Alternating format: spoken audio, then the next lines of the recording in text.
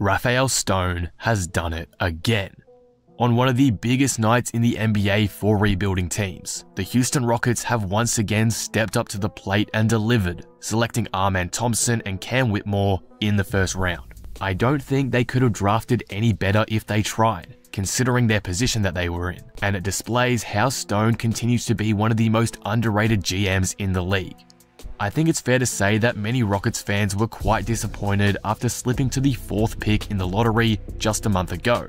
But after tonight's selections, all we should feel is ecstasy. In today's video, I'll be breaking down the Rocket selections of Thompson and Cam Whitmore from the 2023 NBA draft and how they fit into this Rockets core, and ultimately discussing how once again, the Rockets have scored an immaculate W on draft night. Before we start, if you're new here and enjoyed the video, be sure to subscribe for more NBA content like this. But with that being said, let's talk about the Houston Rockets and their draft night. Firstly, let's talk about the pick of Thompson, who the Rockets selected at number 4. It's been pretty clear for a while now that this was going to be the pick for the Rockets, and it's understandable why. Outside the top 3, there wasn't really any better player to select than Armin. You look at the freakish athleticism, which is by far and wide the best in this class, which enables him to be a sensational finisher around the rim at 6'7", shooting over 74% near the rim in his time in the Overtime Elite League. His playmaking is also exceptional, posting nearly 10 assists per game in his pre-draft campaign year. He reads the floor brilliantly, and with his size and length, he becomes almost unguardable in the open floor because he can drive right into any lane and get to the rim, or he can be unselfish and lay off the smart pass at any moment.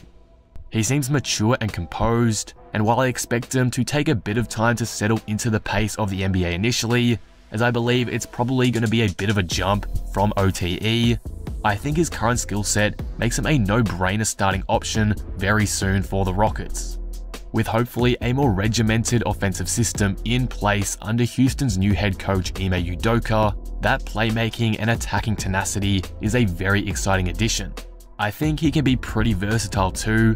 Obviously his strength is breaking down defenders with his shifty ball handling skills, but with that athleticism, he can definitely be an off-ball threat and play alongside a guy like Jalen Green or Kevin Porter Jr. It's pretty easy to see why the fit was so appealing for the Rockets, especially considering the fact that the Rockets' young core of Jalen, KPJ, and Jabari is already incredibly explosive and dynamic. Adding Armin into that is even more exciting. I love his grit defensively as well. Armin clearly buys into the defensive side of the ball, and that energy is something the Rockets must have going forward. Admittedly, Thompson does have his flaws, as there are many question marks with his shooting and how his game will translate from Overtime Elite, being really the first highly touted prospect to be drafted from there. But I think those concerns can be masked, at least initially, if the Rockets sign the right players in free agency. Plus, it's not crazy to think that with the highest quality shooting coaches in the NBA, Armin can become a good 3-point shooter down the line or better. If he does, he can open up the game so much more for himself and his teammates, and it's why many scouts say his ceiling is one of the highest in this draft. On a side note, seeing him and his brother get drafted back-to-back is awesome to see. The Pistons-Rockets rivalry that's brewing is going to be so much fun to watch next season. Overall, at pick number 4, the Rockets made a very sensible decision, and my excitement behind the pick has grown enormously even as I'm just making this video. Armin is going to be one heck of a player to watch next season, and I'm very intrigued to see how he fits in with the rest of this young core. At pick 20, the Rockets selected Cam Whitmore, and how he fell that far is beyond me. He is without a doubt the steal of the draft at this point. From a guy that many top scouts had as a surefire top 10 pick, to secure him at number 20 is insane, and I'm so glad Stone stopped the slide to pick him up. The former Villanova Wildcat is a perfect fit for the Rockets and helps fill out a lot of their needs. He's another elite athlete with really strong instincts defensively, very versatile on that end due to his strength and size, being a very well-built 6'7" body. He can contain smaller guards with his strength, his explosive athleticism helps him stay with the quicker ones, and he picks up steals on a regular basis. Defensively, I also think he matches up with pretty much any kind of wing in the league as well, and with time, he's only going to get stronger and be more capable as a defender. Offensively though, I can see Houston utilizing him as like an off-ball cutter in their sets, and I think in a unit with KPJ passing the ball, he can really take advantage of Whitmore's quick steps. The Rockets last year were absolutely electric in transition. When they get in the open floor, you just know something exciting is going to happen, and that will absolutely continue with Whitmore on the floor.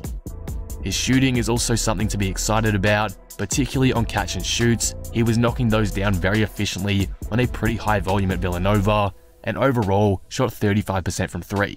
To pick up a guy like Whitmore this late in the draft, and now have him come in with a chip on his shoulder to prove to the teams that passed on him why he's that guy, that edge is going to be a brilliant addition to this Rockets team. In my eyes, he just seems like a perfect fit, whether that's on the bench probably, or even if he gets some time in the starting lineup. The Rockets couldn't have dreamed of getting anyone better at pick 20 in this draft class. Let's just zoom out for a second now though. The young core of the Rockets continues to grow, and now with over $60 million in cap space coming up for the free agency period, they can truly build a playoff contender this offseason. The young core consists now of Alperen Sengun, Jalen Green, Kevin Porter Jr., Jabari Smith Jr., Tari Eason, Amen Thompson, and Cam Whitmore. That's unbelievably exciting on paper, and we still see the occasional flash of brilliance from a guy like Josh Christopher too. Obviously, the draft isn't the end of the road for the Rockets this offseason. With all their cap space, I think free agency is going to be a pretty big turning point on if they can push for the playoffs next season. But you do have to admire how well the Rockets have done in the draft the past few years. Onto free agency, if they can land a guy like Bruce Brown or Cam Johnson from the Nets, who brings shooting touch and solid defense, plus some additional vets to prevent this team from being another glorified AAU team all over again, that's absolutely enthralling to think about. And you can't forget the fact that Ime Udoka, an NBA Finals coach from barely a year ago, is leading this core. Last season was admittedly disappointing for Houston, but I'd be lying if I said things weren't looking up.